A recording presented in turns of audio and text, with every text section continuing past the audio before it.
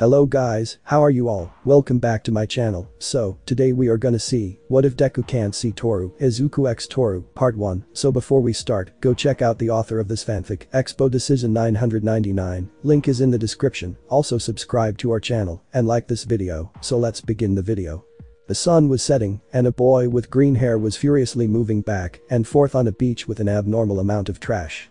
In his hands was a broken sink, his clothes were covered in sand and had tears in them.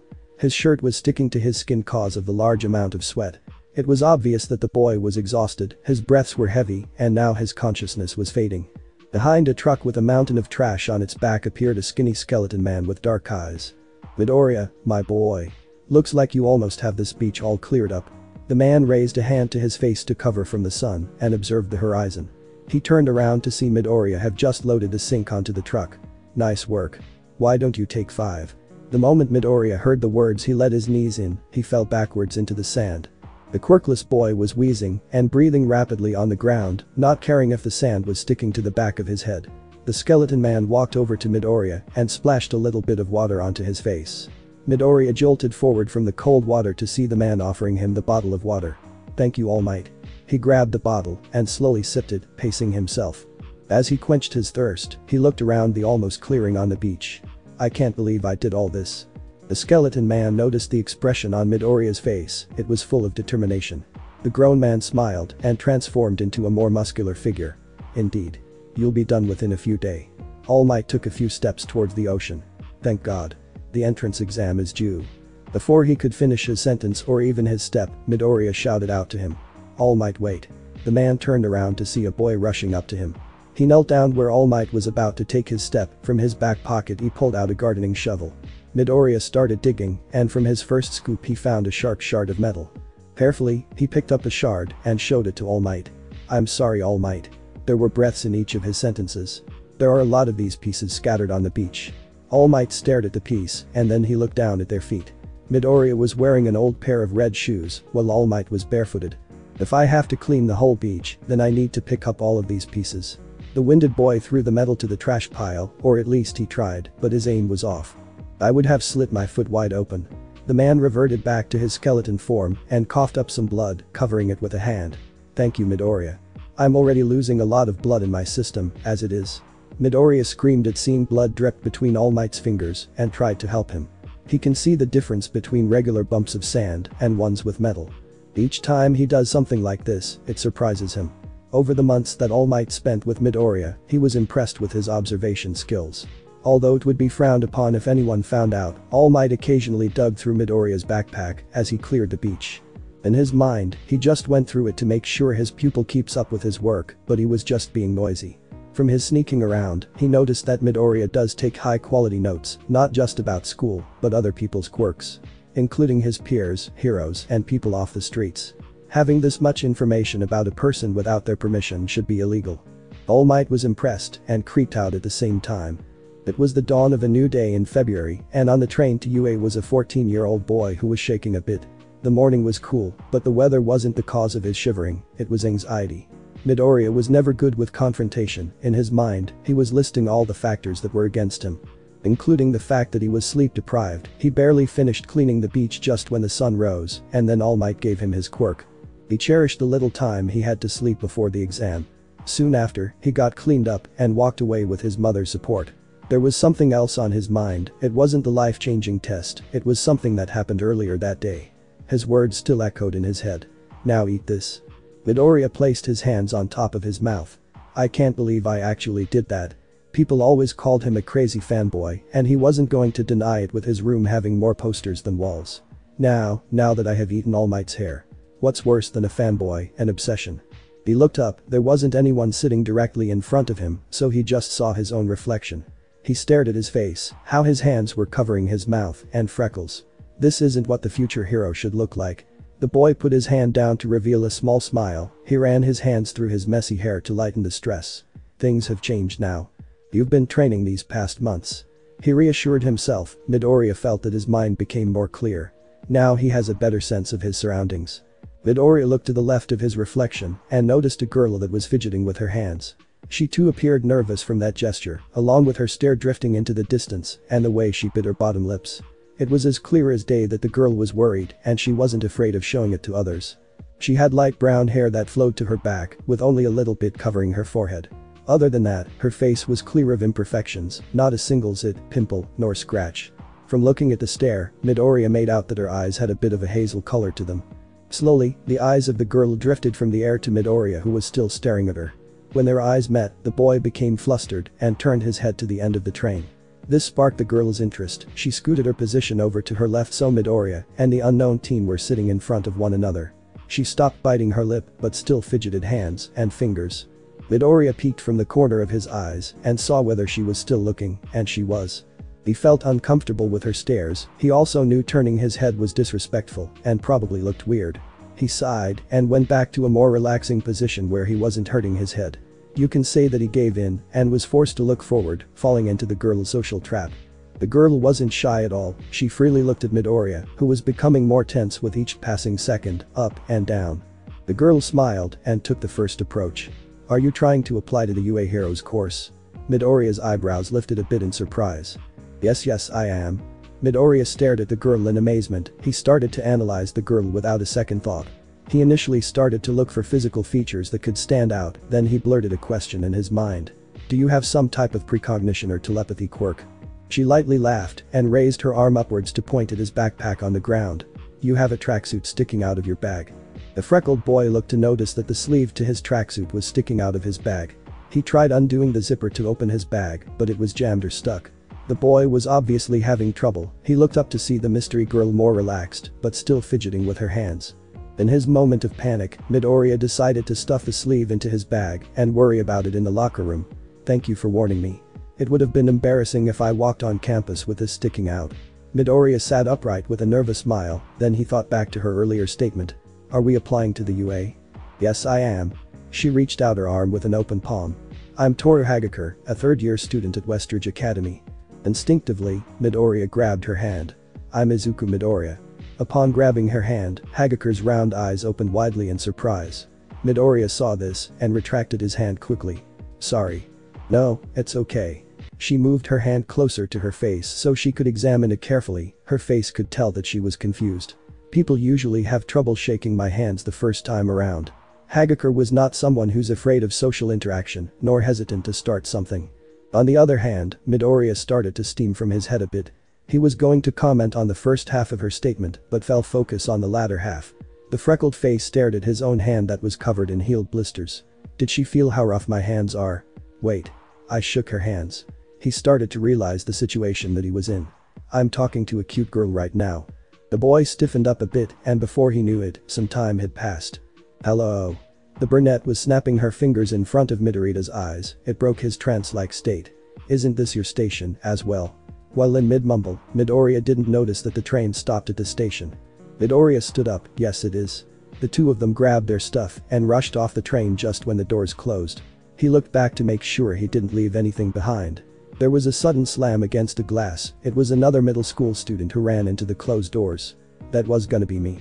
As the train left the station, the boy in the train slammed his fist against the glass. Midoriya turned around. He was pretending like he didn't see the middle school boy. Thank you again, Hagakure. Toru smirked at Midoriya. No problem. She then raised one of her arms and legs and took a big stride towards the exit of the station. Now off to school. Midoriya decided to hurry up and matched her pace, walking side by side. He was still in a mid-panic, worrying about what to say. At the same time, he felt happy. Happy that he was forcing himself to talk and having someone nice to talk to. UA is a large school. Which course are you applying to? Hagakure looked down in a gloomy fashion. Did I do something wrong? Hagakure shook her head as if to wake herself up. She spoke in a cheery tone, like the one on the train. I'm applying to the hero course too. The two steadily walked from the station to the school's campus. They were discussing recent events that made their display in the past months. One thing that Midoriya did not ask about Toru was her quirk. It was a hobby for him. He liked to guess people's quirks without knowing, so there's no bias. As they were walking from street to street, the closer they got, Midoriya was getting more and more flustered. By the time the gates were in view, the green-headed boy was in the middle of a mumble about Kamui Woods. He stopped himself, not by choice, just to inhale from his mumbling. Hagakure looked at him rather surprised. Midoriya, are you sure you want to apply just to the hero department? You might have some potential in the management department. He realized that he was acting rather skittish, he slouched a bit. Sorry, when I get nervous I just start to talk and it goes into a mumble and I just lose myself. Hagakure placed a hand on Midoriya's shoulder. Relax. It's hard to understand you when you go on like this. I thought you were already calm about the exam. His eyes stared intensely at the hand on him and he turned his head. It's not just the exam. She then slowly moved her hand back to her side. Both of their faces had traces of bright red. The awkward scenario ended thankfully when they reached the front gates. Well, we're here. Midoriya pauses a bit between his words looking at the front view of the school. After a few steps forward, he didn't hear a pair next to his own. He turned around to see that Hagakure didn't follow him. She was just staring at the building. It took a few seconds before she looked downward to Midoriya. I'm sorry. I promised my parents I would call them when I'm at the gates. Go ahead Midoriya, this is gonna take a while. She had her phone out and was pointing at it. Midoriya froze for a second. What would a normal person do? He has left many groups of people talking by falling into the shadows, but now he needed to end one by himself.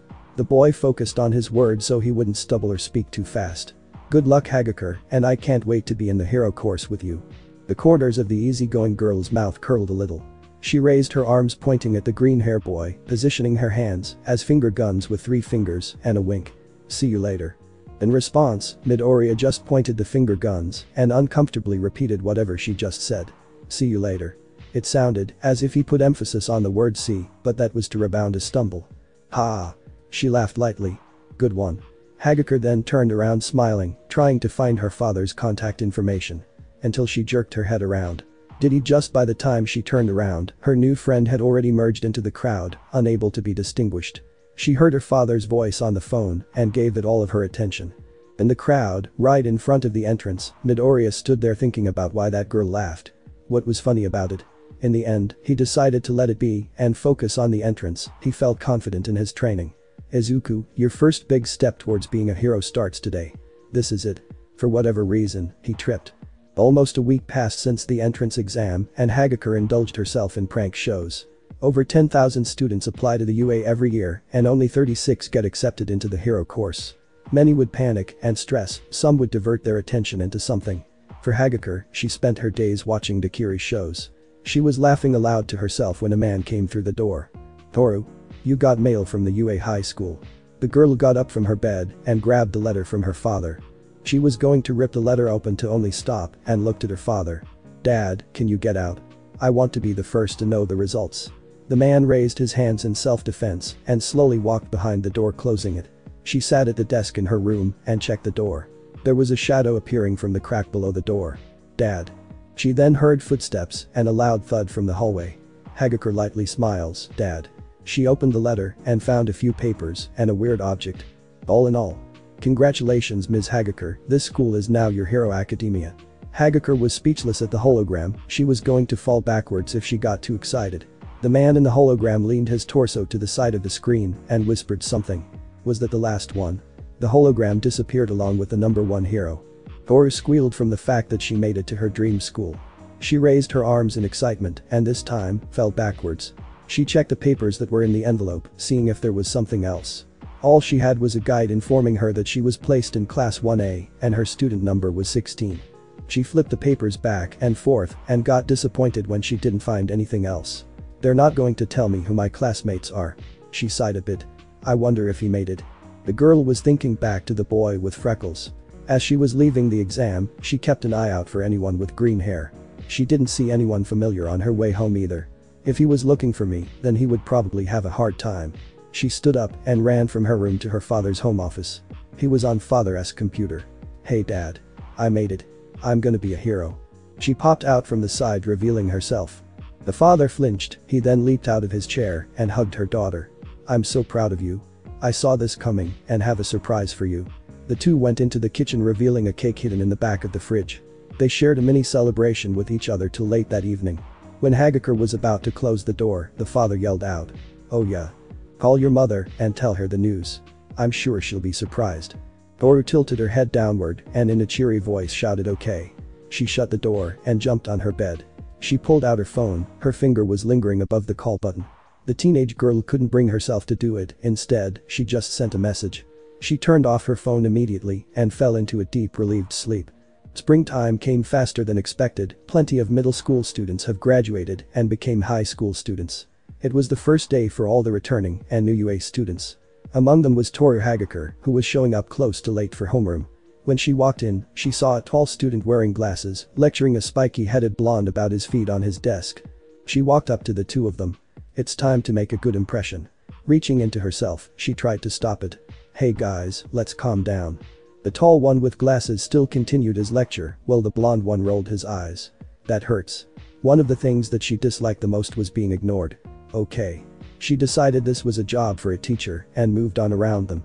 Hagakure looked at the board and on it were two things. The first being a list. No talking, stay seated and wait. The other was a seating chart. Shoot. Hagakure became frustrated. She was hoping that by looking at the arrangement, she could have seen the names of her peers, but it was all in their class numbers. Another problem was that they put her right in the front of the class. At least I'm next to a window.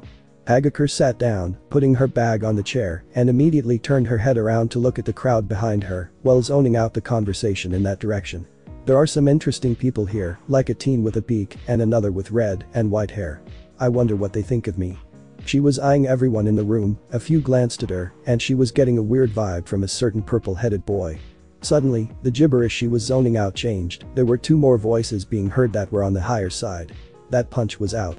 It was really all thanks to you. One of the high voices sounded familiar. She turned around to see a recognizable face between the boy with glasses and a brunette. She felt internally happy seeing that scruffy hair again. There weren't any words going through her mind, only good emotions. She was gonna stand up and surprise the boy, but a man wearing black walked through them with a sleeping bag in his arms. I'm your homeroom teacher, Shouta Izawa. Pleasure meeting you. He then reached into his bag and pulled out some gym clothes. Wear these immediately and then go to the PE grounds. Midoriya grabbed the uniform from the man's hand. The whole class stood up and started walking to the door. Before leaving the classroom completely, Midoriya took a glance at the whole room, seeing everyone. When he made eye contact with Toru, he let out a bright smile. He's right, we got into the same class. The quirk apprehension test ended and Izawa just revealed the whole expel thing was a farce. He then showed the results and left them all with blankless expressions. The one with the biggest reaction was Midoriya, who had two mixed reactions when he saw the ending score. He felt that he could breathe again knowing that he wasn't expelled. The other thing was that he felt surprised when he saw Hagakure had the 18th ranking. How did she do it? He wasn't furious or jealous towards the girl, but rather more curious. Throughout the whole test Midoriya kept to himself, but that didn't mean he wasn't observing none of his classmates. When each one of them performed, Midoriya watched everyone carefully, making mental notes of what they did. He was stumped for one person, and that was the first girl he ever talked to, Hagakure. She has never used her quirk once during the tests. Or did she? Thoughts after thoughts flooded in. He thought back to how she performed just like how Midoriya did, with the exception of the ball throw. Maybe her quirk is something like external or internal enhancements, or influencing others. It usually doesn't take this long, especially being in such close quarters with a person. His curiosity would have gotten the best of him and made him cave in, but he needed to go to the nurse office and have his fingers mended. The first day of high school ended with Midoriya feeling confident for the year to come when he sat down at home. He reassured himself that he wouldn't be spending the rest of the years alone. He made 2 new friends that day. The only regret he had was that he didn't talk to Hagakure at all that day. At least we are in the same class. He clapped his hands to break his mental thought processes. Okay, time to get to work. He opened up a hero journal from his bag and started his own note-taking.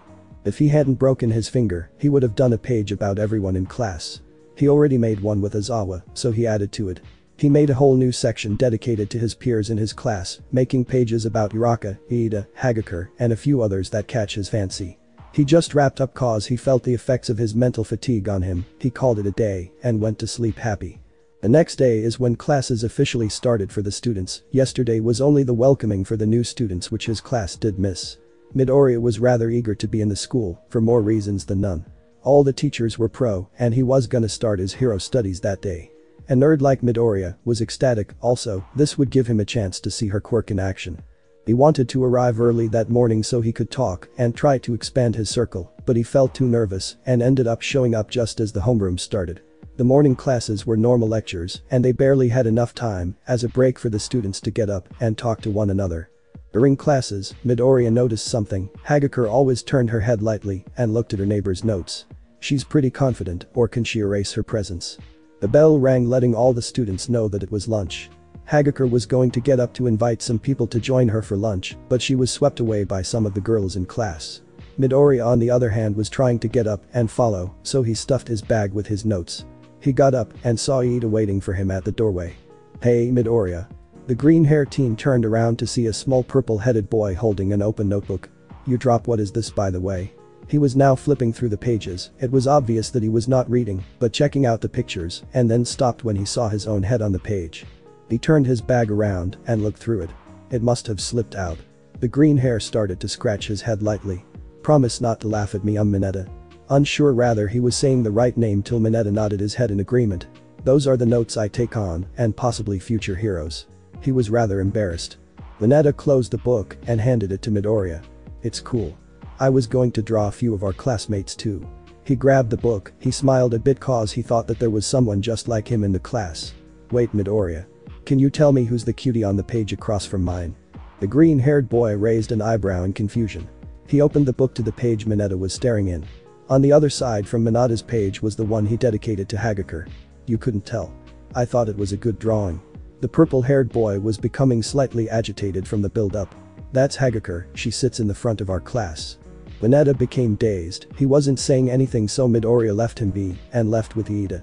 Mineta looked back at the chair where Hagakure sat down and back at the door Midoriya left. After lunchtime came the long-awaited hero course everyone was waiting for. All Might opened the door and everyone rejoiced at his sight, but the true excitement came when he revealed what they were going to do. Let's jump right in with this. The trial of battle. Everyone's blood flowed faster, excited to put their skills to the test. All Might pressed a button revealing a series of customs appearing from the side of the classroom. He instructed everyone to go get change and meet on grounds beta. Midoriya walked onto the battlegrounds wearing a full-body custom covering his face as well. "I hope that Hagakure can recognize me in this." He gripped his hands and thought back to the time his mother surprised him with a tracksuit. Uraraka walked up to Midoriya and Kaminari followed suit when they left the entrance. The three of them complimented each other on their customs and told the function of their battle gear. In the back of Midoriya's mind, he wondered, what can Hagakure wear to help enhance her quirk? In the distant view, Midoriya recognized the hair of a student that sat in front of him. He looked between Uraraka and Kaminari's body and saw Hagakure's head. She was in mid-conversation with a pink girl and another one with a slouch. He tried to observe the custom she was wearing and flinched immediately when he thought he saw the girl's butt. What? No. This has to be because of the mask. Midoriya reached around his headgear and unzipped his mask. He took it off, wanting to fix the misunderstanding. She's naked, she's not wearing anything. For some reason, he could still see her whole backside, making him think that there was nothing on the front either. What's going on? Why is she naked? He looked around concerned to see how other people were acting. To his surprise, they all acted normal, even All Might. "Deku, are you okay?" Uraraka looked at Midoriya who acted in a perplexed manner. He was rapidly turning his head and sweating a weird amount. Kaminari and Uraraka were looking at him, concerned whether their friend was having some kind of attack. "Oh, I'm fine." His breath changed. He then looked at Kaminari, which raised his eyebrows. "I'm sorry Kaminari, but can I borrow your jacket?" "I'm okay." Acting out of curiosity, Kaminari stripped a layer of his clothing and handed it to Midoriya. He opened the jacket a bit. "Thank you." He then squeezed between the two of them. Midoriya rushed over to where Hagakure was standing. The teen wrapped the jacket around the naked girl and Hagakure jumped a bit in surprise. "What's going on?" She grabbed the piece of clothing that was wrapped around her shoulder. She turned around to face Midoriya, revealing a bit of her front side. Midoriya moved his whole head upward to face the sky. "Midoriya, what are you doing?" The abnormality of the situation started to attract the attention of the people around them. Midoriya's face was turning into a new shade of red. "I'm trying to help you, you're naked in front of everyone." Some people around them started to laugh. A pink-haired girl made a comment. "That's pretty funny." Ida started to judge the green hair boy. "I didn't take Midoriya as the class clown type of person." A boy with a lightning bolt in his blonde hair remarked. "I would have done the same with my jacket."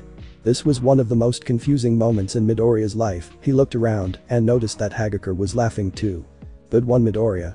She wasn't mad, heck, she didn't even blush in embarrassment. She, too, was having a good laugh. Hagakure took off the jacket and held it in her arms. "Also, look at me if you're gonna talk." She often likes face-to-face conversation, and weirdly enough, Midoriya was good at it. "Okay." Midoriya did his best to stare at Hagakure in the eyes, and she was surprised at how fast he was able to find them. "I am telling you the truth, I can see your body right now." The honesty in his voice made Hagakure think about what he was saying. I'm invisible. You shouldn't be able to see me. The boy was befuddled. You mean you haven't activated your invisibility quirk?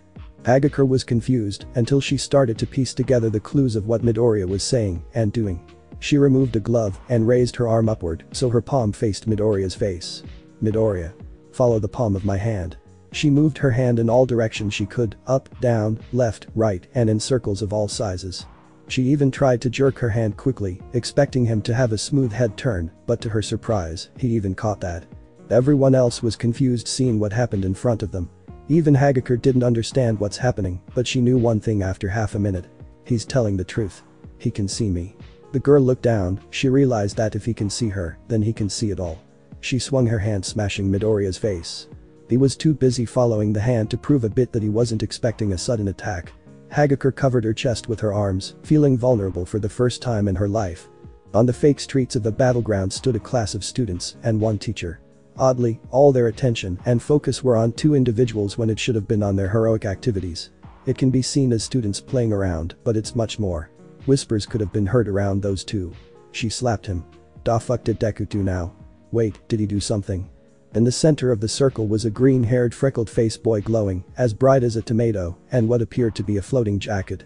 At least it is what everyone else sees. Midoriya on the other hand sees something else. In front of him, he sees a girl covering her chest with a jacket as he rubs his right cheek. They all knew she stood there mostly naked, but she was invisible to them. Before either one of them could say anything to each other, All Might jumped between the two of them. Okay. Calm down everyone.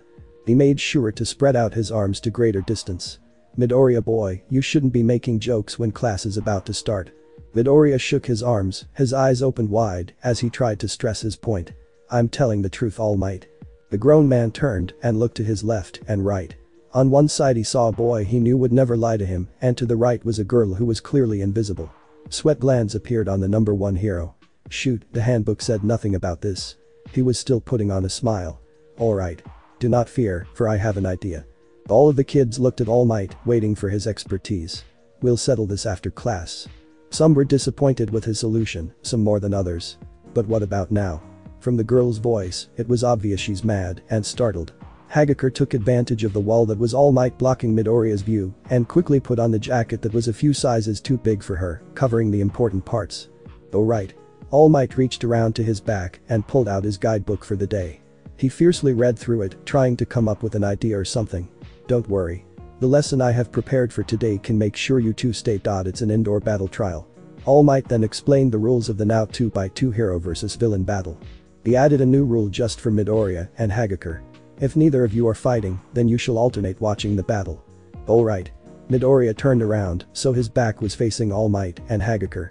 On the other side, Hagakure eased her tension, lowering her shoulder. Okay. She knew that if she's gonna be a hero, then she needs to be naked. She must know what Midoriya can't see her, but now's not the time. I will be fine with this. She then raised her arm. If he doesn't watch my video at all. Fine.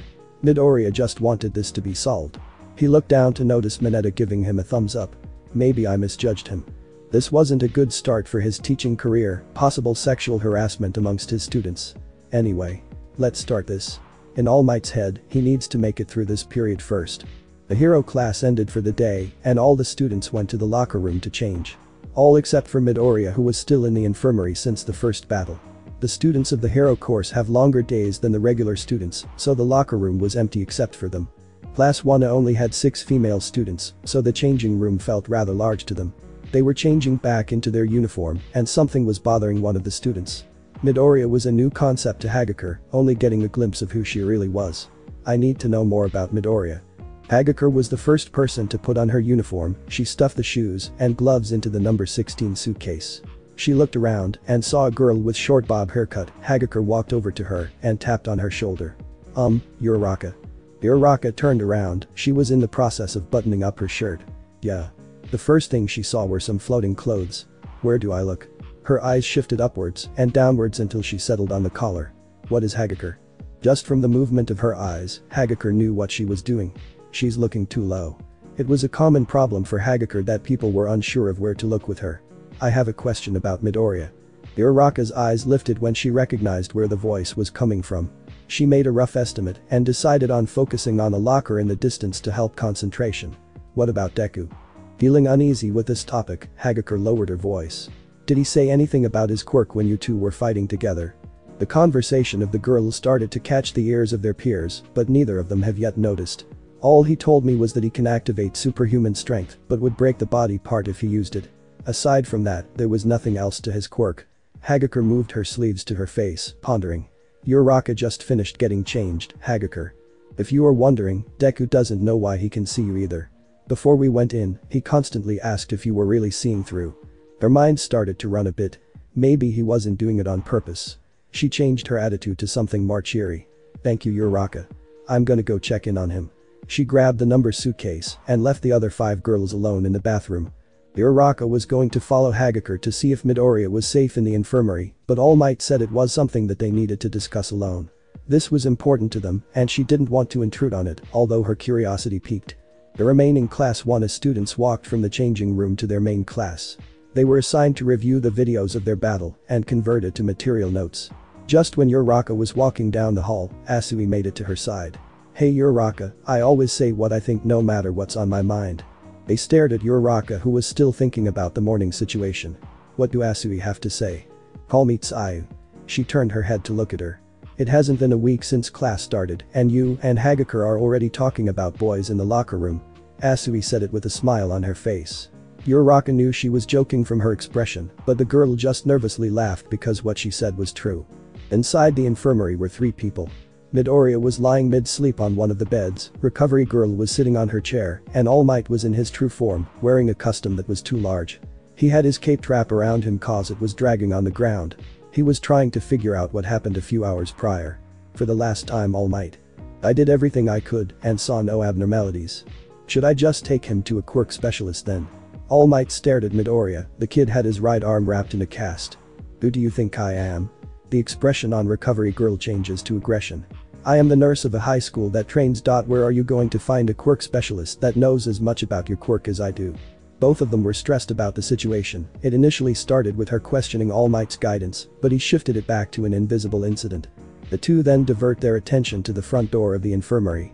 They heard some footsteps approaching. The two were forced to lighten up cause they didn't want some rumors spreading.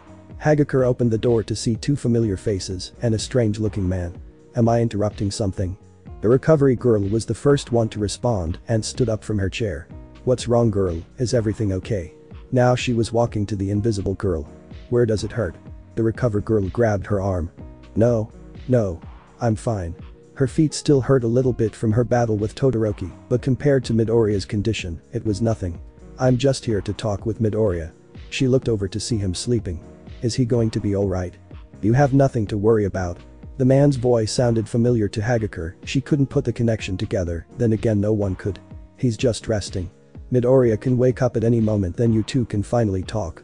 Thankfully, the girl paused a bit. Neither of them could tell that Hagakure was staring at the man. Please forgive my rudeness, who are you? It was obvious that the grown man freaked out a bit, surprising him. I'm an extra hand around the school. Now if you excuse me, I am needed somewhere else. The skeleton man, Aka the true form of All Might, quickly left the room. The room was back to 3 again. Do you mind if I wait here till he wakes up? Yes, you can wait here. All Might already told me about your situation. The woman grabbed her crane and stood up. You probably want some privacy. Recovery Girl barely passed Hagakure. Would you like some Haribo candy?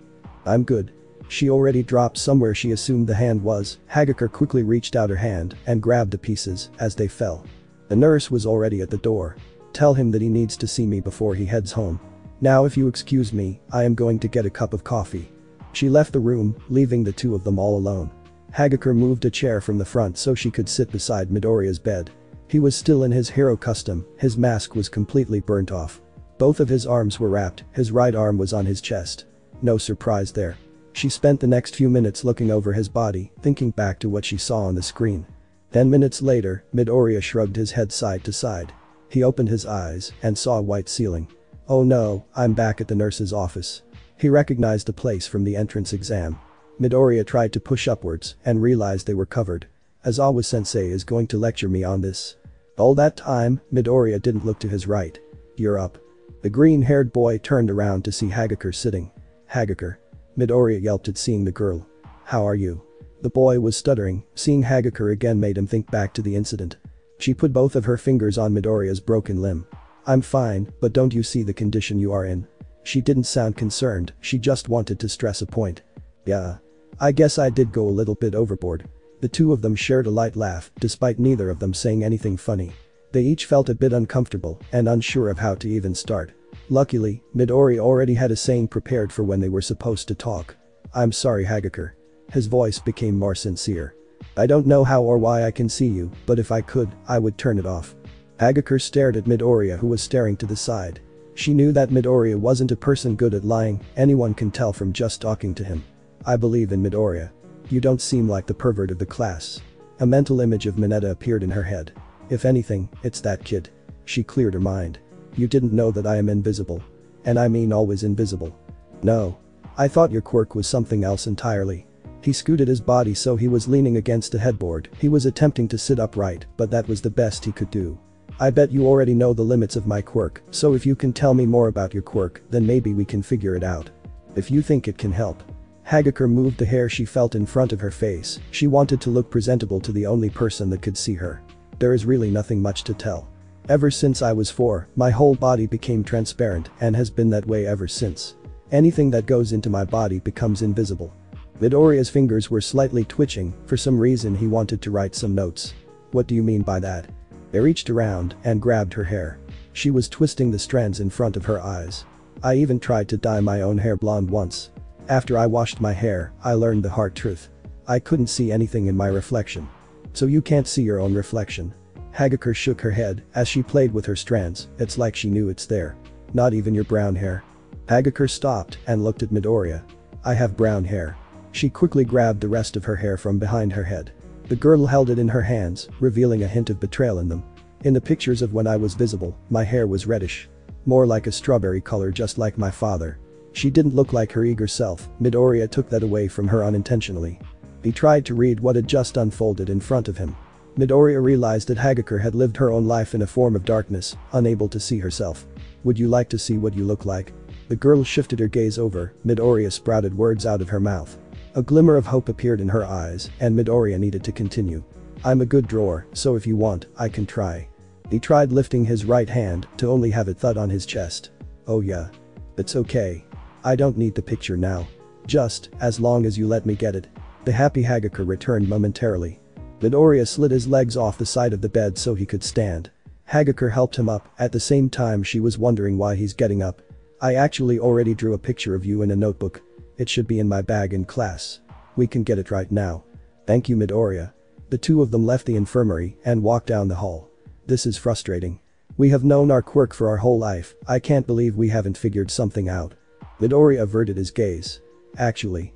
Just that phase alone upsetted them. I gotta say something without revealing All Might. Wait, maybe he knows something." His face sunk in a bit, piecing together some random pieces. Can All Might see Hagakure too? Now that the idea of his idol was a possible pervert appeared in his head, he decided to worry about that later and say something. "My quirk manifested later in my life, so I can't really control it. I'm still trying to figure it out." "When did your quirk manifest?" She crossed her arms in suspicion. Doing the maths in his head, he realized he couldn't say a few weeks ago. A more accurate answer would be the day they met. It showed up a couple of months ago. Hagakure looked at him in surprise. "And you tried to apply to the UA?" Midoriya didn't say anything because he was waiting for some backlash. "Congratulations."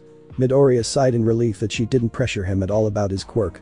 She did tell him what he needed to do before he left school. Midoriya opened his classroom door to have his entrance announced. "Oh hey Midoriya. Nice job back there." It was his classmate with red spiky hair. This led to him being bombarded with a lot of people introducing themselves. It was obvious that he was being overwhelmed. The invisible girl slipped through the front crowd. She knew where Midoriya sat, so she waited at his desk. Then she overheard a conversation. "I'm telling you, she's cute." Hagakure looked over to see Mineta talking with Ijiro. Midoriya drew a picture of some of us. He even drew Hagakure. It was never a habit for Hagakure to eavesdrop on people, although with her quirk, she can easily do so. In her mind, she was wondering what she looked like. Did Midoriya draw me that way, or does he see me like that? "Sorry. People just wanted to talk to me." The way Midoriya said it sounded like it was a new concept to him. He reached down to grab his bag, and after scuffling around he pulled his notebook. Midoriya looked up and noticed there was one less person in the room. Where is Kaken? The boy handed the notebook over. Sorry Hagakure. I need to do something right now. Feel free to look through it. Midoriya rushed over to some people, leaving Hagakure to flip through the book. Bakugo had just finished making his statement and declaration of war to Midoriya and All Might, leaving the two alone. He was already out of their view. Midoriya walked over to All Might. Now's a good time. The green hair boy crept behind All Might in his hero form and tugged on the cape.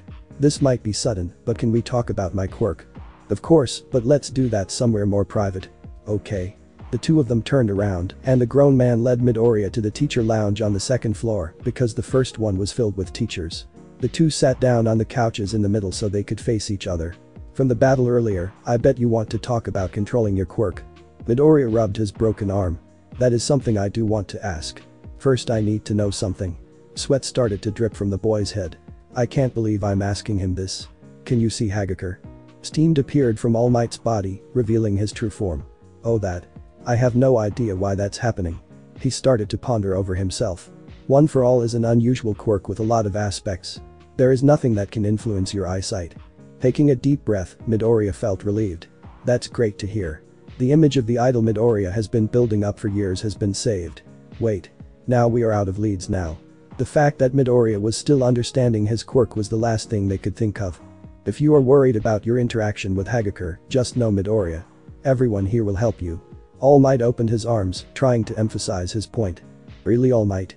He put his hand on top of the boy's messy hair. That's the purpose of my boys' school. All Might then raised Midoriya's to his legs. Now, go find Recovery Girl. Once you have those wounds healed, I bet you can finally think straight. Midoriya gave off his squeamish smile, there was a new ambition in him. Thank you. The boy got up and left All Might in his room. Before he even tried to find the healing hero, he wanted to say later to his new friends, cause he'll be too tired to move. I just run in, grab my bag, and leave. He opened the door again to see that everyone had already left. Midoriya didn't mean to do an Irish goodbye, it just happened. I must seem like a jerk to them. He went over to his desk to grab his bag and was surprised to see a ripped piece of paper stuck out from his smaller zipper. He recognizes it as the same type from his hero book. What's this? Hey Midoriya. I needed to head out. If you don't mind, I'm gonna borrow your notebook. Mineta was eyeing the book and I was afraid if I left it, he'd snatch it. There is also someone who I want to show it to. Message me if you have any idea why you can see me. Toru Hagakure. On the other side of the paper was a phone number. What's going on? He was now freaking out. He was inexperienced in handing out his own phone number to other people, but now he is receiving them from others. I gotta tell mom, maybe she can help me. In a world full of quirks, people tend not to be overly surprised about seeing something abnormal, but that didn't stop people from giving glances towards the floating book and UA high school uniform moving through the neighborhood. This was normal for Hagakure, mainly because she has been receiving these glances since the manifestation of her quickness at a young age. At the moment, Hagakure didn't notice the stares, she was giving a majority of her attention to the book she was nose deep in. And she ended up going through it page by page, the girl had yet to find the drawing of herself. When she was in class, she flipped through the pages rather quickly, then she realized something. What am I looking for? She didn't know what page the drawing was on, nor what the drawing looked like. The girl could have already passed it without knowing. Hagakure was going to need more time and an isolated environment. When she did find her picture, she didn't want anyone else to see it. Overhearing Mineta describing how she looked made her feel something she felt exposed. On the train ride to her home, Hagakure already opened the notebook and started reading. She was a few pages into the notes and a thought crossed her mind. I had a feeling that he was an otaku, but this just proved it. The girl thought back to the times he muttered about a hero. Then she was thinking back to the events of the practice that afternoon. He seems okay. She read a majority of the book before turning the pages to a section dedicated to her class. Her blood pressure increased, feeling that she was getting close. She already read one about Uraraka Iida and is now reading a section on Bakugo. Why did Midoriya give a cute nickname to a kid like that? The invisible girl was preparing questions for the next time she visited. She flipped the page to see one entitled Minoru Mineta and the other Toru Hagakure. The girl lowered her eyes from the title of the page to see the drawing of herself.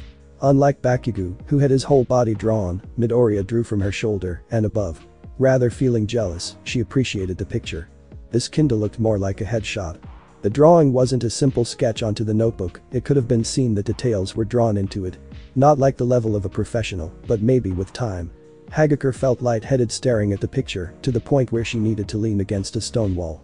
Shifting the book to her left hand, Hagakure started to run her forefingers of her right hand against her face.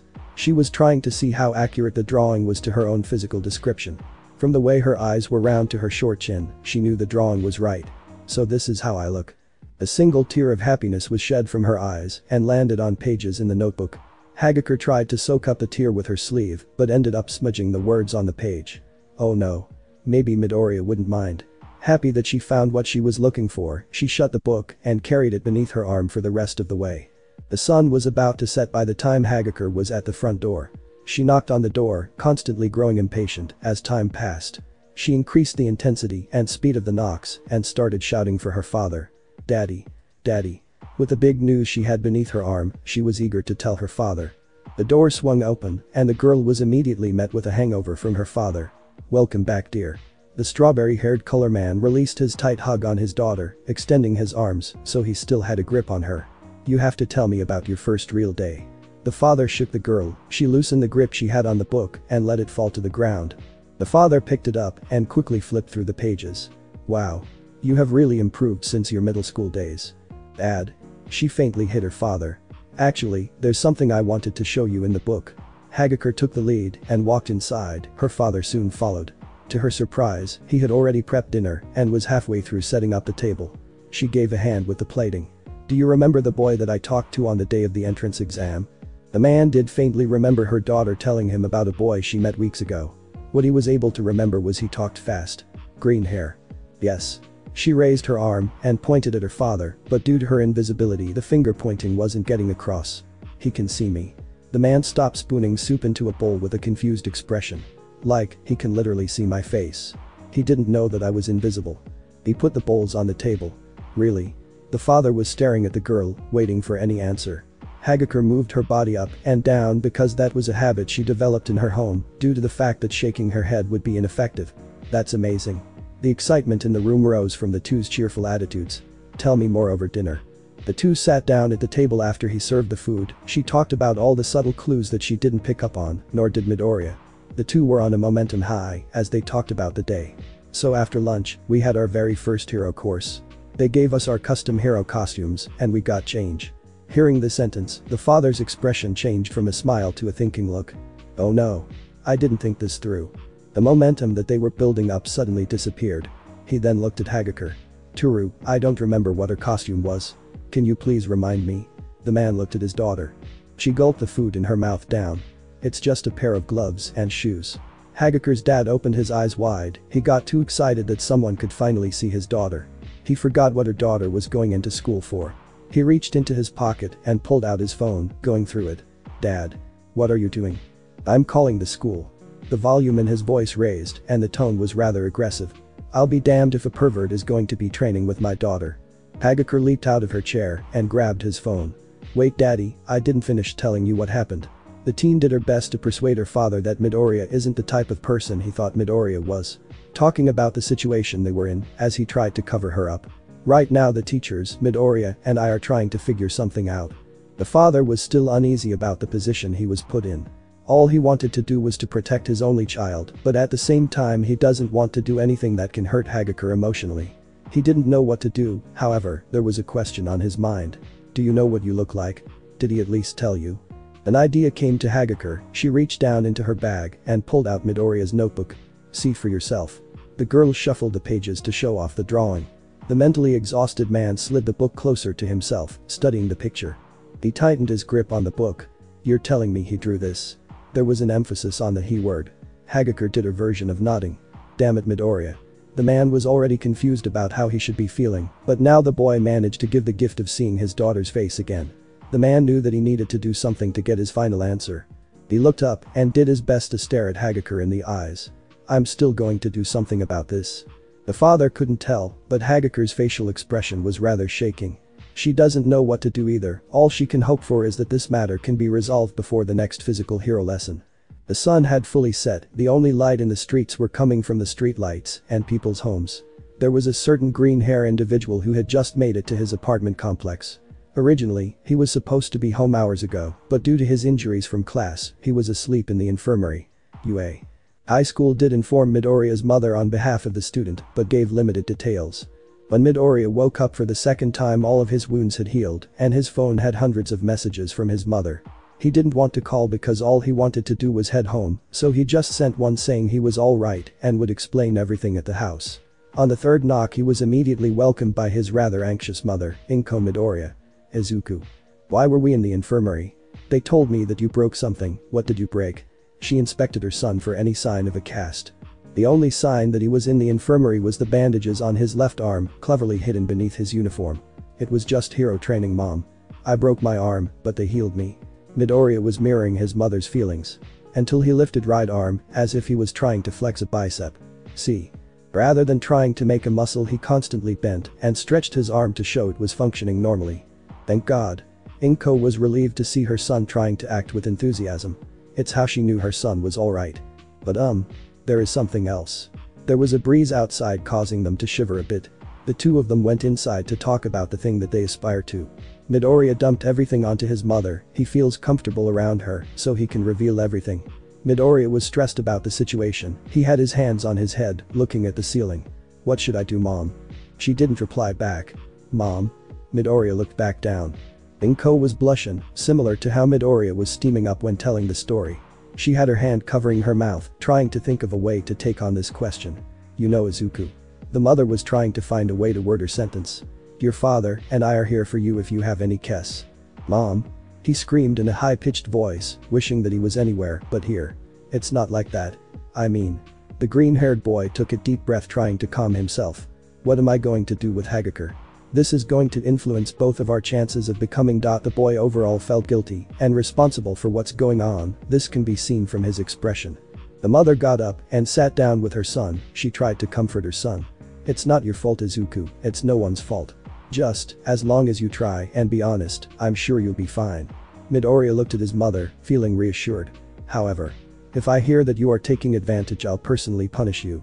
The boy gulped. At the moment, his own mother scared him. Yes, mom. Before Midoriya delved himself into his studies, he ate dinner with his mother. The two were going over his family's tree from both of his parents' side to see if there was some connection.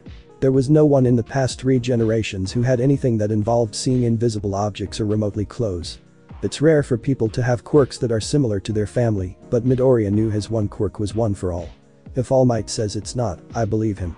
At night, Midoriya stares at his phone. He saved Hagakure's contact into his phone and was thinking what he could text. The nervous boy already deleted his second attempt at a message. Both of them were at the limits for the number of characters. I have to send a message first. She doesn't have my number. As he was typing his third message, his phone rang, notifying he got a message. It was from All Might. He wanted Midoriya to bring Hagakure with him to the nurse office before class started. They thought of something that could help explain the situation. Oh. This can be helpful. He went onto his phone and deleted his third draft and sent his friend a message. Hey Hagakure, the teachers want us to head to the nurse office before homeroom. They told me they thought of something that can help us. Midoriya sent the message without a second thought. He felt satisfied with himself, knowing that he didn't send something that was like a paragraph long. This reassurance didn't last long, because Hagakure sent him a message back. Who is? The green boy looked back at his first message to realize that he didn't put his name on it. He shuffled his phone in his hand, trying to type something. It's Midoriya. Why didn't I reread the first message? For some reason, the boy was beating himself up. His phone lit up, and this time, he did drop his phone. He quickly opened his phone. I know. Emoji of tongue sticking out, see you in the morning. Looking at the message, Midoriya felt his body warmed up a bit. I'm messaging a girl. Midoriya knew his life would change when he got One for All, but it felt like it was happening too fast. He lied down on his bed. It was a long and exhausting day for him, taking a physical and mental toll on this freckled-faced boy. The next morning, Midoriya was riding on one of the early trains to school. He didn't send a message back to Hagakure because he wasn't sure if it was necessary. Texting wasn't something he felt confident in. I'm sure we'll just meet up in the infirmary. He needed to clear his head, so he pulled out his phone and started reading the news for hero activity. The hottest news was rumors that the #1 hero can be found in the UA High School. His view from his phone was intercepted by a book. Here's your book back.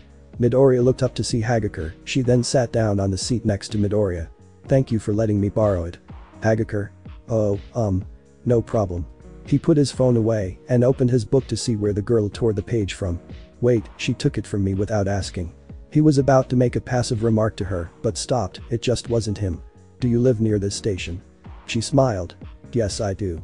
Midoriya turned the page where he drew Hagakure, and there were clear signs of water damage. He looked at Hagakure just as she laughed a bit. Sorry, I dropped some water onto the page. He ignored how the apparent drop of water ran down the page. It's okay. I was going to redo this page since I got your quirk wrong. Midoriya closed his book and stuffed it into his bag. For the rest of the way to the office, the two shared small talk with one another. As they passed the streets, they noticed vans from news stations were parked outside. Some of them were inspecting their equipment, while the reporters were touching up their performances. Teachers were roaming the halls with a student here and there. Homeroom wasn't going to start for another 15 minutes, but Hagakure needed to at least warn Midoriya of her father before they met the teachers. Hey Midoriya, hold up a second. The two stood in front of the infirmary. Midoriya picked up that her tone has slightly changed. What's wrong?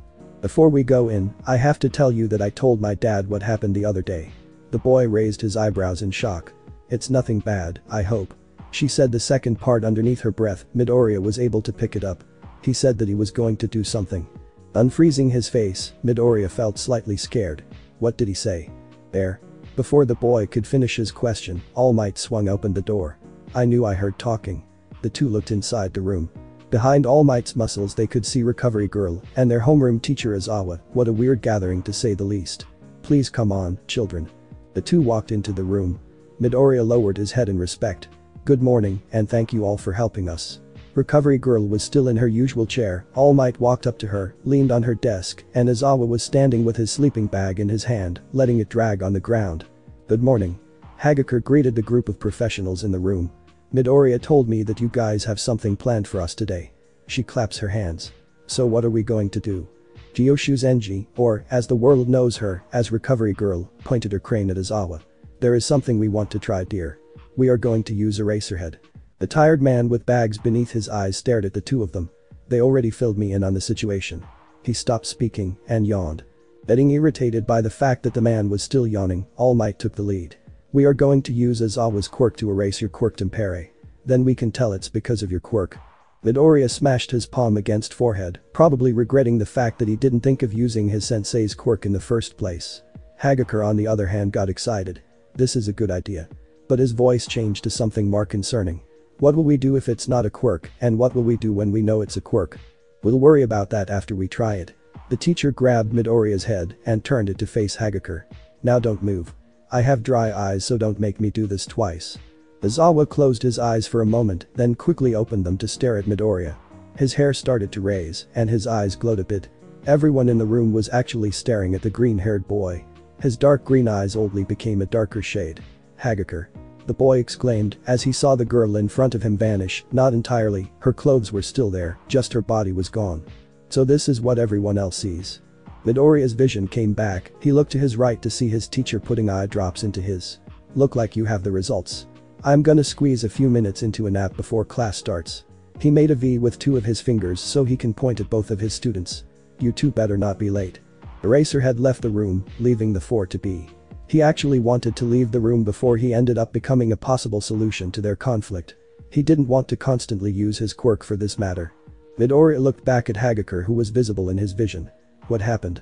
Still being in the main focus, Midoriya was processing what happened despite being informed of it prior. My vision changed. You became invisible in Hagakure, but something else happened. The green-haired boy blinked his eyes multiple times, adjusting them. The world became blurry, as if I put on someone else's glasses. So it is a quirk that influences your vision. The woman in the chair felt confident in herself because it was her idea to use Izawa's abilities. On her desk, she lifted a paper that was on the clipboard to review a list. She happily circled the quirk and crossed out the other ones beneath it.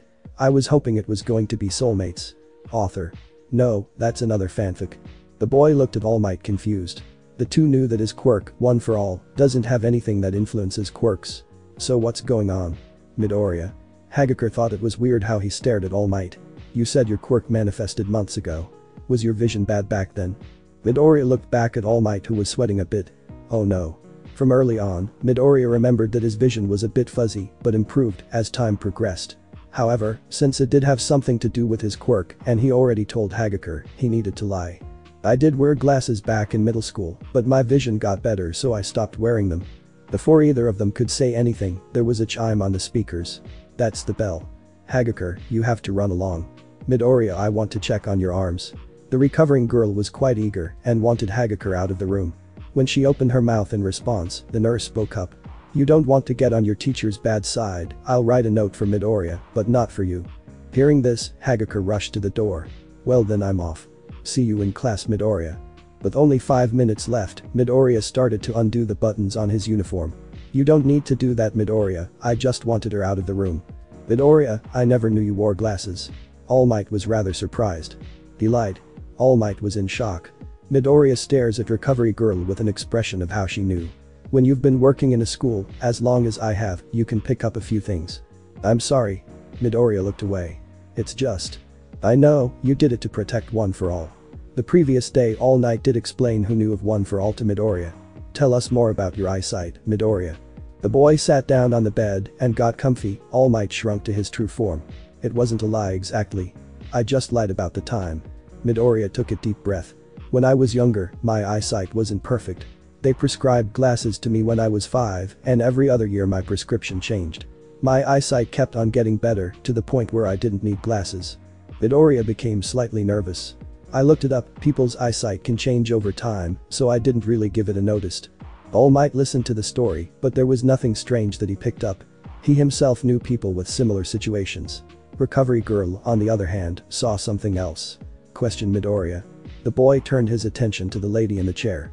When you were younger, did you constantly undergo any headaches? Midoriya nodded his head. I actually did suffer from multiple migraines. My mother told me it was just because of my eyes adjusting to my glasses. The woman squinted her eyes and squeezed her nose. She let out a sigh in frustration. Chio, do you know what this means? All Might was obvious out of the situation. Jesus, you went to the UA. I'm surprised you haven't figured it out. She then went back to her regular position. This boy already had a quirk when you gave him One for All. All Might stare at the boy. Midoriya, you had a quirk this whole time. And only gibberish was coming out of his mind. The boy was surprised and shocked. All Might shooled the boy furiously, letting Midoriya gain his consciousness. I didn't know, All Might. This is news to me. He then pressed his hand against his mouth. I had quirk. This is great. That means you can turn it off, right, my boy? All Might looked at the green hair boy, thinking that he had a possible solution to the predicament. Shuzenji stopped him. I don't think he can. The two turned their heads. What do you mean? Listen. A quirk is like a muscle, you train it, the quirk improves. All Might told me how you are a fan of and about notebooks. Midoriya started to pick up what she was saying. All Might was rather slow. Midoriya, I bet you strained your quirk every day of your life without knowing, to the point where I think it became a part of your life. The change in your glasses prescription must be because your quirk was adjusting the hostess body for its own benefit. The way that the woman said it was, as if his quirk was like a parasite. Hold on, I'm still processing the fact that Midoriya had a quirk before I met him. All Might paused. Okay. So because Midoriya overused his quirk when he was young, his quirk turned from one that needed to be activated to one that will always be on. Yes. All Might, you just gave him a second quirk. She grabbed Midoriya's head like Aizawa. The only difference is that she pulled him downward so she can see the top of the head. I think it's something about his eyes and her brain. Midoriya stood up. So I had an emitter quirk and now it's on 24/7. Midoriya picked it up quickly. He familiarized himself with what his teacher could do with his quirk, stopping the quirk factor from functioning. That's that case. All Might followed along. Question after question appeared in his head, but he needed to finish the reason why they were there. So I can't turn it off. I'm afraid so. The recovery girl gave her apology to the boy. Another chime appeared on the announcement. The recovery girl handed Midoriya something. Come by during lunch with Hagakure, we can think of something then. Thank you for the help. Midoriya grabbed a piece of paper. He got up and ran through the hallway. When the door was closed, the recovery girl looked at All Might in disappointment. I didn't know he had a quirk. All Might tried to defend himself. Surprisingly, there were students rushing in the hallways of UA High School to class. A few of them were blocked by the media, others actually stopped for a chance to be on television despite having nothing to say. Midoriya was rushing from the infirmary. Unlike the others, he had a reasonable excuse, but Aizawa still intimidated him. Along the way, Midoriya rushed past a girl with pink dreadlocks and what looked like steampunk goggles. She wasn't rushing like the other late students, instead she was smiling and had glee in her eyes staring at a mechanical glove she had on. I can't believe I got my first baby to have her debut so early. It was just a chance that Midoriya was passing her as she was talking to herself, but he didn't know that. Was she talking to me? He slowed down and looked over his shoulder. The girl was still walking the same pace and mumbling about her accomplishment. What? No. There was a bit of second guessing, but he was curious as to why she said baby. Shrugging off the encounter, Midoriya rushed to class 1A. He opened the door and some eyes were on him. The people sitting up front were ripping some pieces of paper. Aizawa was trying to put himself into his sleeping bag until he noticed Midoriya enter. I thought I told you not to be late. Midoriya jittery walked up to him and handed him the slip of paper. Oh. Take your seat. Yes, sensei. The boy went over to his desk. When he sat down, Bakugo threw 3 pieces of paper over his shoulder. The green-haired boy grasped the papers and looked towards Bakugo for an explanation. Kakin, what are these for? The spiky blonde furiously turned around and eyed Midoriya, who yelped. The fright Midoriya experienced caused him to scoot his chair back, slamming into the desk behind him. Calm down, Midoriya. Midoriya looked at Mineta for some guidance, holding the papers up in confusion. No one told you? We are voting to see who would become class president. Class president? Everyone in the hero course knew the advantages of becoming class president. It was a way to show leadership and guidance. The purple-headed child smiled and gave off a sinister grin. If you vote for me, I'll vote for you, Midoriya. He took the pieces of paper out of Midoriya's hands. Midoriya turned around, he got a pencil from his bag and was shaking it in his hands. Vote for me, I'll vote for you. Hearing that, the boy interprets something. So we can't vote for ourselves. Turning the pencil so it's horizontal to the table, Midoriya taps the ends alternating on the table. Who would make a good president? He only knew half of the names of his classmates, wondering why they were voting. He looked up to see his childhood friend. Kakin knows how to take the lead, but Bakugo lowered his head, giving a clear view of Hagakure. She'll be nicer than Kakin. After close inspection, he realized that the ends of Hagakure's hair had slight curls at the end of her hair. Tap. Tap. Tap. Midoriya felt that someone was touching his shoulder. It was Mineta, who was desperately stretching over his desk to hand him the paper. Looking around, the class was already handing the papers over to the front of the class. They all voted so fast. The green hair boy jolted down the name he had in his head quickly. Aizawa counted the votes up front. He wrote every student's name onto the board except for 3. Only Midoriya and Yaoi Rozu had more than 1 vote. It surprised Midoriya the most, seeing that he actually won. The two stood up and stared at the class. How did I get 3 votes? And why does everyone else have 1 vote? It didn't take long for Midoriya to piece together the truth. I could have voted for myself. He was stunned and ended up mumbling his winning speech. It was already noon. There was a chime on the speakers letting the students of the school know it was lunch. Hey, Hagakure. The girl looked up to see a green-haired individual. Oh, Midoriya, or should I say Mr. President. The way she said it was in a joking manner rather than praising his victory. Thank you. Midoriya didn't pick it up and ended up feeling embarrassed. He was rubbing the back of her head. The teachers want us to talk more about my quirk, so we have to go to the nurse again. Okay. She actually cheered about it, becoming eager to learn the truth. Hagakure took the lead from Midoriya. This is getting exciting. The two headed to the door to be only stopped by a tall individual with glasses and another. Midoriya, would you like to join us for lunch? Iida shifted his glasses up and down. I believe some celebrations are in order for you. You can come along to Hagakure if you want to. Midoriya shifted his green eyes downward. I would like to, but Hagakure and I need to. No, you don't. The 4 people together jumped in surprise. Their teacher was eye level to them at the moment. He was trying to get out of his orange sleeping bag. Your meeting has changed. The principal wants to talk with you too. So come by his office after school. The grown man was fully out of his sleeping bag. Why would the principal want to be a part of this? Pondering over these thoughts, Hagakure became more and more curious. Sensei, can you? And he's gone. The man was already walking away from the group. The same thoughts ran through their minds simultaneously. Wow. If his statement from that morning wasn't clear, then his actions clearly show that he didn't care. It was his job to weed out those who are not hero materials and make those who are better. He had already judged those 2 are good enough and believed they'll settle it for themselves. The group of 4 went to have lunch together. Along the way, Midoriya was given some encouraging looks from his peers. All except for Bakugo, giving him daggers. Mid-lunch, Midoriya brought up an interesting topic to everyone. I appreciate that you all voted for me, but I'm really not sure I'm up for the task. You didn't need to be a mathematician when you realized that those who didn't get a vote voted for someone else. Uraraka rolled her eyes. Sure you are. She continued eating. You got the guts and judgment when it counts, Midoriya. I voted for you because I knew you had it in you to carry us through. Iida said it with perfect posture. Hagakure didn't say anything and just continued eating. I thought she voted for me, whether it's her or Todoroki voted for Hagakure.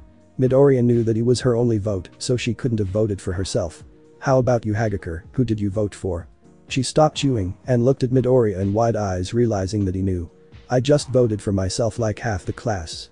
The class president raised her right arm to rebuke, then Hagakure moved a napkin to her mouth pretending to wipe, but she raised a finger telling him to be quiet. This would have been weird to do in public, but she knew only Midoriya could see her. Okay. Instead of acting confused, Midoriya shifted the conversation back to something else. He looked back at his male classmate. You're so proper, Iida. Some time has passed since lunch. There was a false drill causing a mass panic for the students, but that is past. Classes had already ended, Midoriya and Hagakure were together. Do you know why the principal wanted to join in on this? The pitch in Hagakure's tone was frustration because more and more people are partaking in the situation. It was nice at first, like a mystery, but now this is getting uncomfortable. The condition of the situation she was in started to approach reality. Midoriya was next to her, the two of them were climbing the stairs to the principal's office. They would have used the elevator, but students who lack disabilities aren't allowed to use it. The principal has a quirk that gives him intelligence that surpasses geniuses. Maybe he's trying to help us. Truth be told, the green hair boy did have another idea why, it was to help him. The principal was one of the few people who knew about One for All, and Midoriya knew of this. I'm sorry. Hagakure looked at Midoriya, who was apologizing for no reason. She knew he often apologizes, but this one came out of nowhere. What are you apologizing about? Oh, The words I'm sorry just slipped out of Midoriya's mouth, he didn't mean to say it. At that moment, he felt guilty that more people were joining in. Realizing that if they were to take a side, they're more likely to take his. Somehow, Midoriya manages to build connections in the world in such a short amount of time. Thinking quirk, the freckled-faced boy related to something earlier that day. I'm sorry that you wasted your vote on me and just gave it away to Iida. His body was kind of shaking, despite being the truth, it wasn't honesty. It's alright, Midoriya. I'm sorry for telling you to stop talking during lunch. It's just that, there are already some rumors about us, so if people found out we voted for each other, who knows what will start spreading. Midoriya's facial muscles stopped working. Rumors. Before he could even ask, Hagakure kept on talking. Earlier, Midoriya, you asked me why I voted for you. It's because I thought you would do what is best for the class. Pushing his own question to the side, Midoriya was intrigued by what Hagakure had to say. If you think that Iida would be a better president, then I'll follow your lead. The boy was speechless. It was rare for Midoriya to be completed in any way, his whole middle school experience was nothing but demeaning insults, mostly from Bakugo. Thank you, Hagakure. The two had finally reached the top floor. Now, will you tell me why you voted for the paused for a moment, her face was in utter surprise. Dad. Dad? The boy drifted his gaze to whatever Hagakure was blankly staring at. What do you mean? In the direction the two of them were staring at was the small waiting area in front of the principal office. On one of the chairs waiting patiently was a man in a suit with strawberry-like hair. He had some features and familiarity with the girl next to him. The man stared in the direction of the two high schoolers with a smile. Is that your father, Hagakure? The boy's pulse started to rush, becoming sweaty beneath his uniform.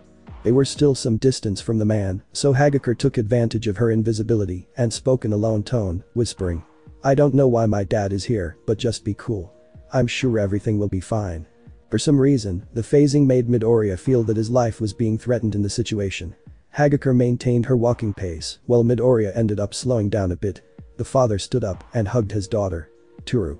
I bet you are surprised to see me. I am Daddy. Hagakure let go of her father, he then stepped back and examined him up and down. Dad, why are you wearing a suit? The man wasn't one to dress up often. Whenever he leaves the house, he often wears clothing with colorful patterns. I just wanted to look nice in front of the principal. Or would you have preferred me to wear my Hawaiian shirt to your school? You wouldn't dare. The two of them smiled at each other. Principal. He must have called and cancelled the lunch appointment. Midoriya got close to them. The father stared at Midoriya, his expression as if he was inspecting him. The green-haired boy on the other hand was nervous, doing his best to make eye contact. Hagakure stood between the two of them. Daddy, this is Izuku Midoriya. Midoriya, this is my father Tashi Hagakure. She shifted her arms back and forth, introducing each other. This is Midoriya. The grown man reached out his hand while trying to maintain his composure. It's nice to meet the boy behind the stories. Rather than shaking hands, Midoriya bowed. It's nice meeting you, Mr. Hagakure. He raised his head to look up at Hagakure's father. Too much. The man shook his head up and down, Hagakure did it with her body. The boy straightened up his spine, what followed was an unpleasant silence. This is too familiar, I got to say something. Something clicked in Midoriya, he'd figured something out to say. "Are you invisible to Mr. Hagakure?" The family duo looked at each other. Hagakure was the first to crack, letting out a small chuckle. It was hearing his child's laughter that made him break his expression temporarily. He smiled looking at Midoriya. "No. I am not invisible." Being around this positive environment, Midoriya felt at ease. He's just like how Toru described him. "Nor am I." The three of them went into an alarm mode. They heard a voice that didn't come from the trio. "Down here." They looked in the middle of the three to see a white dog, mouse, and bear humanoid that was about 2.5 feet tall in a tiny suit. "It's nice to meet you all. I am Principal Nezu. I already know who all are, so there's no need for an introduction." He already started to walk to his office. "Before the meeting begins, who would like a cup of tea?" The three of them followed the white creature into the office. He took a seat on a specially made chair behind the desk. The others sat in front of the chair with Hagakure's father separating the two high schoolers. The three of them didn't want any tea, but Nezu helped himself. As he was mixing his tea, Midoriya and Hagakure explained what they learned that morning to the father and principal. Then Midoriya had to give the news that he couldn't turn his quirk off. "And that's it. Ever since my quirk manifested, my eyesight has been the same ever since. I didn't know I could see invisible people." Somehow, Midoriya manages to explain it at an average speed, well, average for Midoriya anyway. Hagakure was still astounded by the fact that someone had a quirk that can see through invisibility. He did believe his own kid, but it was still weird hearing it coming from the source. "You can't turn off your quirk." Looking rather sad, Midoriya responded. "The whole truth is, I don't think I can." This was the first time Hagakure heard this news as well. "So what do we do now?" The glimmer of hope she had earlier was gone. She would have liked it if the boy could turn his quirk off at will. Hagakure would actually believe Midoriya if he said he'll deactivate his quirk. Why am I trusting Midoriya so much? What to do? What to do? The principal just smiled, tapping his desk with his paws. "What do you think of Mr. Hagakure?" Seizing the moment, the man spoke confidently. "Originally, I wanted to have Midoriya expelled from the UA. Midoriya tensed up. But I can see that it's not his fault. Principal Nezu, I have a request." The mouse thing rotated his hands, wanting him to continue. "Can't you put Toru and Midoriya in different classes? I know that the hero program has 2 classes each year." Midoriya and Hagakure were surprised. It can't be that either of them came up with that idea. Maybe it's because they made friends in the class and didn't want to switch classes, and this includes each other. The principal behind the desk smiled and nodded in agreement. "Mr. Hagakure, that seems like a plausible idea. I know that your main concern is when Hagakure's hero wears it. No one but Midoriya can tell, but Hagakure started to feel uneasy and it was showing on her invisible features. "I have a question though. Let's say we keep these 2 in separate classes during their times here in the UA. There will still be times when we combine the classes for hero training. What shall we do then?" The boy with green hair looked at the mouse creature. He noticed that he was not giving his own suggestion, but rather leading the man to answer. "Can't you just sit one of them out?" He replied quickly. "My daughter told me this is what you did yesterday." The dog, mouse, bear humanoid stood up in his chair. "Splendid idea." He jumped down and walked to the window behind him. "We can have this matter resolved in a few days. Now the matter is who should switch classes."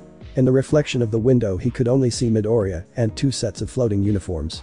"We'll find someone in Class B tomorrow, but for now, is there any volunteer?" Hagakure was stumped. She was trying to think of ways that this matter can be resolved through a different method. Nothing was coming through her mind until Midoriya spoke up. "I will." The green-haired boy raised his hand, not in a high manner. "It's my quirk anyway, so I'll make the switch." Midoriya used his calm and passive tone. He knew he wouldn't be in the same class with Iida, Uraraka, or Bakugo, but he did feel that he had a responsibility. The man recognized there was something hidden in Midoriya's voice, but at the same time he was happy that he managed to do what he came to do. All Hagakure wanted to do was find ways to say thanks. She wished she would remain invisible to the world. The white creature turned around. "Mr. Hagakure, I have a question out of curiosity." Nezu turns around and he can see Toshi Hagakure again. "What will you do when young Hagakure becomes a pro hero?" The 3 people on the other side of the desk were confused about the principal phasing. "We know that it's a quirk that allows Midoriya to see Hagakure. How are we sure he's the only one?" "What do you mean, principal?" It was Hagakure that asked the question. "You haven't thought of it?" The principal walked around the desk with his hands behind his back. "There are numerous quirks in this world, and any of them can see Hagakure exposed if she were to, let's say, roaming the streets or arresting a villain." The father was dumbfounded. "We can't do anything. She'll be exposed. When his daughter goes to the outside world, there'll be a limit to what he can do." "That's right. You guys originally thought there wasn't a chance something like this was going to happen, but then you met Midoriya. He stretched out his arm and pawed towards the green-haired boy sitting down. It's kind of pointless if you can't handle this, Hagakure. Do you think you can still be a hero knowing this? Hagakure was silent for a moment, only Midoriya could tell that she went into deep thought. Exposed. The girl was thinking back to her decisions, questioning whether she wanted to be a hero. She thought back to the moment of opening her letter, how happy not only herself, but her father was. I still want to be a hero. Ashi Hagakure placed a hand on his daughter's shoulder, feeling proud of her. It's good that you are strong. All he wanted to do was support her in what she wanted to do. As a principal, there is no happier scene than helping my student. However, there is still a conflict I need to fix. The thing he was talking about was Midoriya. Hagakure, if you really can work as a hero knowing this, then you wouldn't mind if Midoriya remained in the same class. So this is what the principal was building up towards. Midoriya figured out what Nezu was doing this whole meeting. He knew that neither of the students wanted to switch classes, so he was influencing all of them with the truth. Midoriya looked over to see how Hagakure was reacting. Her face ended up being a bright red color. It was a color he had never seen on someone, even himself. If we stay in the same class that would be good, but steam started to form off the girl. Midoriya wondered if anyone else could see the steam. Dad. She was looking for guidance from her father, hoping he'll make the decision for her. Hagakure, I supported your choice when you said you wanted to go to the UA, and I'll support you in the decision you make now. This wasn't the response she wanted, because it was no help. She moved her head over and looked at Midoriya in his bright green eyes. Midoriya smiled. It's okay. The smile looked familiar, it was the same one on the entrance exam. It also reminded her how the class jumped Midoriya when he got back from the nurse office. He'll probably won't want to talk to me if I make him leave his friends and Kaken. She persuaded herself. I don't mind. Nezu moved back to his chair, he didn't show any sign of surprise, he already knew of the results. Hagakure's father nodded and looked back at Midoriya, he managed to get a sense of this boy, wondering who he was. Midoriya made a smile wider than the previous one. The father jerked his head. Nezu, can I have a request? Of course, anything to make the situation more comfortable for all of you. The principal positioned his elbows on the desk and gripped his hands. Nezu rested his mouse-like head on it. Can you have the other teachers keep an eye on Midoriya? If he is seen looking at my daughter in a way, can you punish him? Midoriya was speechless, he wasn't one to take advantage, and Hagakure was embarrassed. I'm sorry Midoriya, you look like a good kid, but I am just taking precaution. Midoriya wasn't sure what to say, he respected what the guy was doing. That seems like a superb idea. We can switch classes then or expel him. Now he was looking at the principal who was nodding. The boy was stunned, he had his mouth wide open. Don't be shocked, all you have to do is behave yourself. The green hair boy slouched over and deeply exhaled, he could talk back at the risk of sounding like a pervert. Okay. Turning his head to the family, the dog, mouse, and bear asked another question. Is there anything else you guys want to add on? The two of them thought for a while, as Midoriya anxiously waited, scared of what they could add. I have one. This time, it was Hagakure. Midoriya, have you told anyone about the vision aspect of your quirk? Feeling relaxed, Midoriya confidently replied. Only Recovery Girl, All Might, and maybe Aizawa-sensei should know. I didn't tell anyone else. I would like it if everyone else thinks you can turn it off and on. This would make it easier for me at least. Midoriya heard what was being said. I'm alright with this. Silence proceeded, no one else had anything to add. It looks like this matter has been resolved. I'm happy that we can solve this. Now if you don't mind, I have some emails to send out. Have a good evening. The trio bid their farewells and exited the room. So this has happened. The stress building up for the past 2 days was gone, Midoriya was finally able to take a deep breath. This is nice. The small time of free breath soon ended, he noticed the man and the man were talking to each other and looked at Midoriya. He was feeling shaky with their stares. Would you like to join us for dinner? Thanks for watching my video and make sure to check out the author of this fanfic, link is in the description, see you next time, till then sayonara.